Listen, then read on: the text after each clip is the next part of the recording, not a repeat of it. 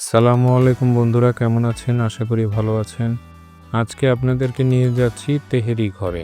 মতিঝিলে যে তেহেরি ঘরটা অবস্থিত সেটা হয়েছে যে করিম অ্যান্ড সন্সের যেই পেট্রোল পাম্পটা শাপলা চত্বরের পাশে, সেখান দিয়ে ঢুকেই একটু সামনে গেলেই হাতের বাম সাইডে আপনারা পেয়ে যাবেন তেহেরি ঘর। তো আমি আপনাদেরকে ভিডিওতে আরও ডিটেলসভাবে দেখাই দিব। তো এসেই আমরা শুরু করলাম হাঁড়ির চেক করা, হাঁড়ির খবর নেওয়ার জন্য। কারণ কোনোভাবে আসলে নাকি হাঁড়ির খবর আগে নিতে হয় যে খাবার আছে কিনা। তো ওদের তেহেরিটা অনেক ঝুরা আমার কাছে খুব ভালো লাগছে। যখন আমি দেখতে চাইলাম তখন ওদেরকে নাড়াই চাড়াই দেখাচ্ছিল।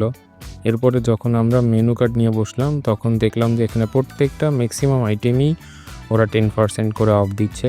তো আমরা অর্ডার দিছিলাম তেহেরি এবং বোরহানি। তো তেহেরি 200 টাকা দাম, বোরহানি মাত্র 60 টাকা। 200 টাকার তেহেরি মোটামুটি অনেক পরিমাণ দেওয়া ছিল। তো আমরা মোটামুটি দুজনে আজকে দুপুরের লাঞ্চটা সেরে ফেললাম অনলি 200 টাকাতে।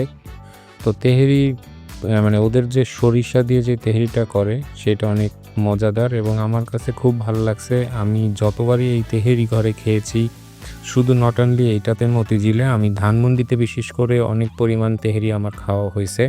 ওদের বোরহানিটা অনেক মজার ছিল। আমি সাধারণত বোরহানি তেমনটা পছন্দ করি না, কিন্তু এইখানকার বোরহানিটা আমার কাছে খুবই ভালো লেগেছে।